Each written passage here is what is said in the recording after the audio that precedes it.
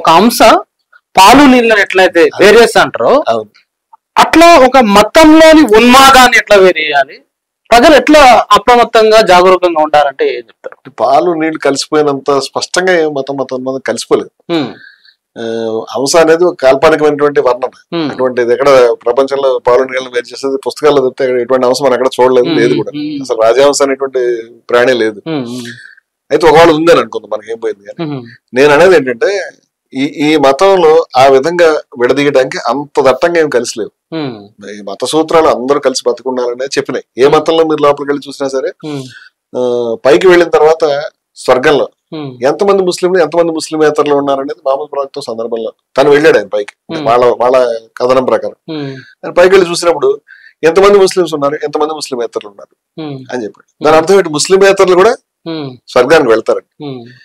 ఆయన చెప్పిన మాటలు నేను హదీస్లో తీసి చూపిస్తాను దీన్ని. ఆయన కొంతమంది వెళ్ళగలుగుతారంటే ఎంత పర్సెంటేజ్ పక్కన పెట్టండి. ముస్లిమేతరులు స్వర్గానికి వెళ్తారన్న తర్వాత ఈ ముస్లిమేతర మార్గం కూడా ఒకటి ఉన్నది అని తేలిన తర్వాత ఇంక నువ్వు ముస్లిమేతర మార్గం నిందించాల్సిన అవసరం లేదు అంటాను. అలాగే హిందూ మతం ఏకం సత్ విప్రా బౌద్ధవదంతి ఉన్నది ఒకటే, రకరకాలుగా చెప్పుకుంటారు, చెప్పుకునేవాడిని.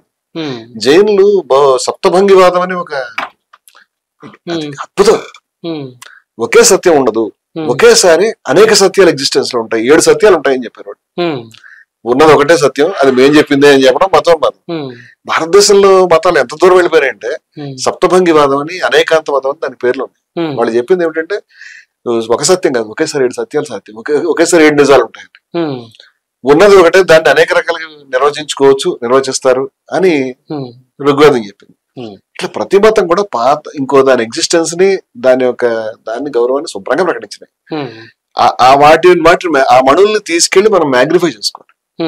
ఎక్కడన్నా నువ్వు నశించాలి, పోవాలి అనేటువంటి మాటలు ఉంటాయి. వాటి అవుట్డేటెడ్, అవి తీసి పక్కన పెట్టాలి. ఇప్పుడు మతోన్మాది ఎవరైతే హిందూ మతోన్మాది, ముస్లిం మతోన్మాది, క్రైస్తవోన్మాది ఎవరైతే ఉన్నారో నీ మతం నిన్ను యథాతథంగా బలపరచడం లేదు. స్పష్టంగా నేను ప్రతి మతంలోకి కూడా వెళ్ళి ఈ మతంలో చెప్పిన విషయం ఇది కాదు, ఈ మతంలో ఫండమెంటల్ ప్రిన్సిపల్ ఇదయ్యా బాబు అని చెప్పగలిగినటువంటి పరిస్థితి ఆల్రెడీ మతాల్లో వేరే ఆల్రెడీ జరిగి ఉంది.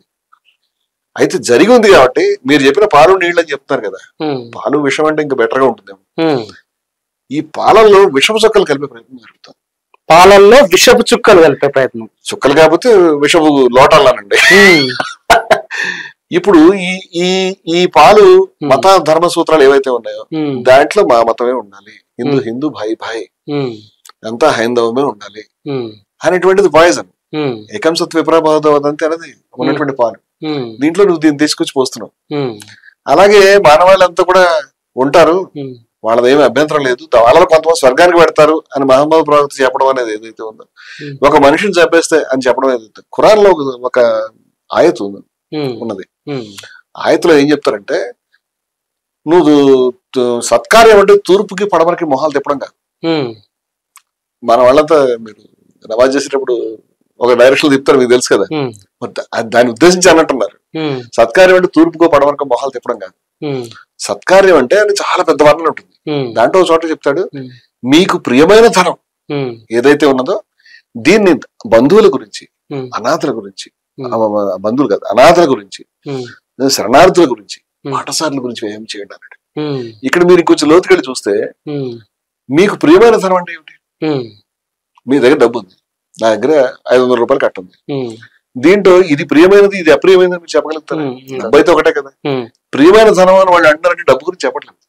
మీకు అత్యంత ప్రియమైన ధనం మీ ప్రాణం, మీ ప్రాణా కదా, ఇంతకంటే విలువైంది.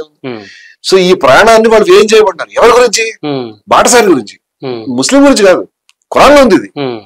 బాటసారి ఎవడనే కావచ్చు, శరణు కోరుతున్నాడు ఎవడనే కావచ్చు, ఆపదలో ఉన్న అనాథ ఎవడనే కావచ్చు. ముస్లిం అనాథ గురించి, ముస్లిం బాటసారి గురించి చెప్పలేవాడు.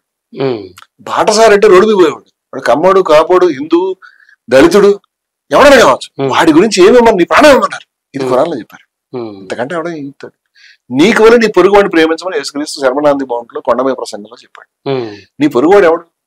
నీ పొరుగువాడు రెడ్డా, లేకపోతే కమ్మోడా, నీ కులస్తుడా, నీ బంధువా, దళితుడా, ముస్లిమా, క్రైస్తవుడా? నీ పొరుగువాడు ముస్లిం అయితే, నీ పొరుగువాడు నీ ధర్మవాడు కాకపోతే అతను నీవలే నీవలే నీ భార్యను ప్రేమించినట్టు కాదు, నిన్ను నువ్వు ప్రేమించుకోవడం అత్యుత్తం ఎవడైనా వాడే ప్రేమించుకుంటాడు. నిన్ను నువ్వు ఎంత ప్రేమించుకుంటావు? నీ పొరుగువాడు, అది ఎవడో తెలియదు మనకి అని ప్రేమించుకుంటాడు. ఇంతకంటే గొప్ప ఆదర్శం దీంట్లో ఎక్కడ మతోన్మాదం? ఇది ఫండమెంటల్ కదా, మతంలో ఫండమెంటల్ ఇది. ఈశావాస్యం ఇదం సర్వం ఎత్కించి జగత్యాం జగత్యాన తెక్తేన పుంజీదా మా హృద కశ్య అంటే ఈ సమస్త ప్రపంచము ఈశ్వరమైన తత్వమసి, అది నువ్వే, నీ పొరుగువాడి నువ్వే. లగ్నదానంతో సందర్భంలో గొప్ప మాట ఏమని చెప్పాడంటే, యేసుక్రీస్తు పొరుగువాడిని ప్రేమించమన్నాడు. ఎందుకు ప్రేమించాలి? ఎందుకు ప్రేమించాలి? ప్రశ్న సమాధానం చెప్పండి. దీనికి యేసుక్రీస్తు చెప్పని సమాధానాన్ని ఉపనిషత్తు చెప్పింది. ఏమనంటే తత్వమసి, అది నువ్వే కాబట్టి, ఆ పొరుగువాడు నువ్వే. నీ పొరుగువాడు వేరే ఎవరో కాదు, అది నువ్వే. ఈ సమస్తము ఈశ్వరమయమే, నువ్వు అతను కూడా ఒకటే ఆత్మలో భాగాలు అని చెప్పింది. దాంట్లో పొరుగువాడు ముస్లిం అయితే కనుక నువ్వు ఆత్మ, పొరుగువాడు ముస్లిం అయితే అతను ఈ ఈశావాస్యం ఇదం సర్వం అనేటువంటి నిర్వచనంలో రాడు, తత్వమసి నిర్వచనంలో రాడు, సర్వం కల్విదం బ్రహ్మ సమస్తం బ్రహ్మం అనేటువంటి నిర్వచనంలో రాడు. అతను ఎందుకు ద్వేషిస్తావు? అతను ద్వేషించాల్సిన అవసరం ఏంటి? అతను నువ్వేనుగా చెప్పింది.